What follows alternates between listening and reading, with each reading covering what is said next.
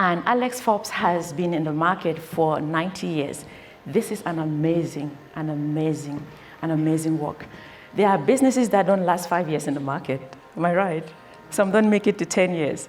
So this has been a great success. In fact, everyone in the room, put your hands together and congratulate yourself for going this far in business. Well done. Well done. A business that has been around for 90 years. This shows that you have survived so many revolutions. You have survived so many disruptions. And if you have survived those in the past, there is a chance that you will survive what is coming and what is already here. And so, but the reality is that what got you here will not get you there, because the world is changing so fast and the pace of change is exponential. What got you to 90 may not take you to 100. It may not take you to the next 90. So relying only on what had gotten you here is a recipe for disaster. 90 years has been 90 years of excellence. It's a legacy built on trust, expertise, and proven financial solutions.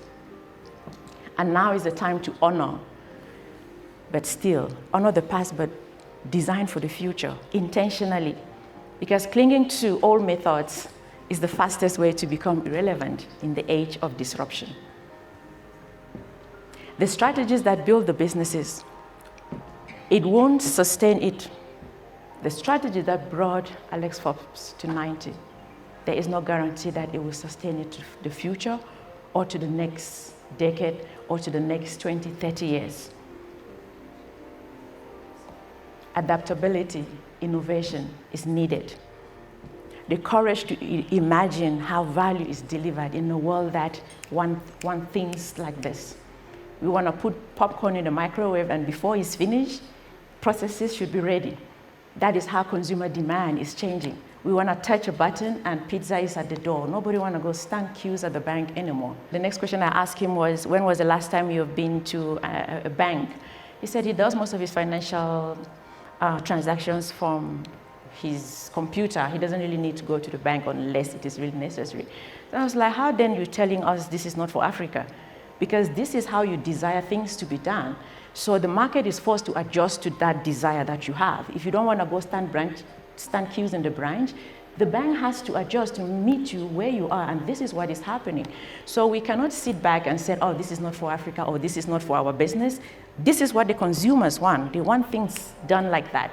And when you take that into consideration, then you realize that you have work. There is work to be done.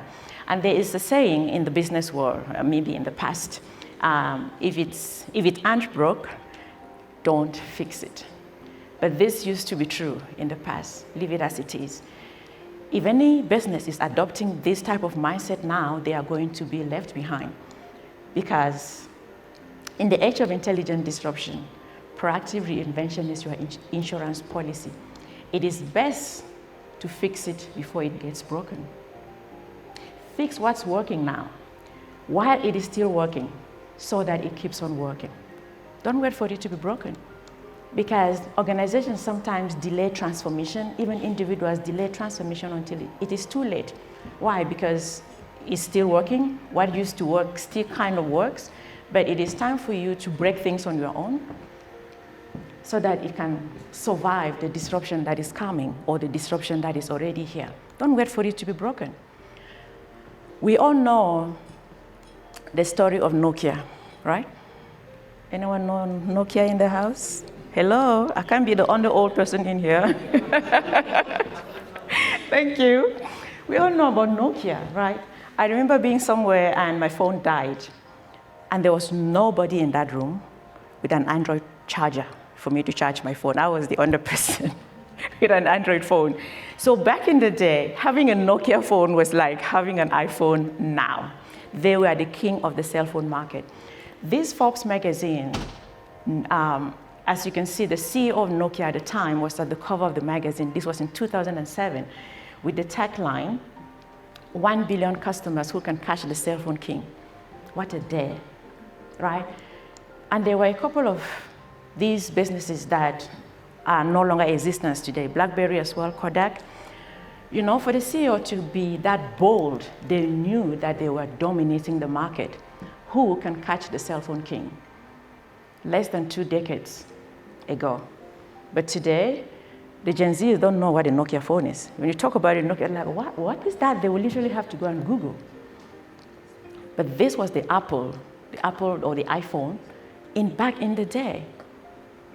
But they didn't innovate on time. They didn't react fast enough on time.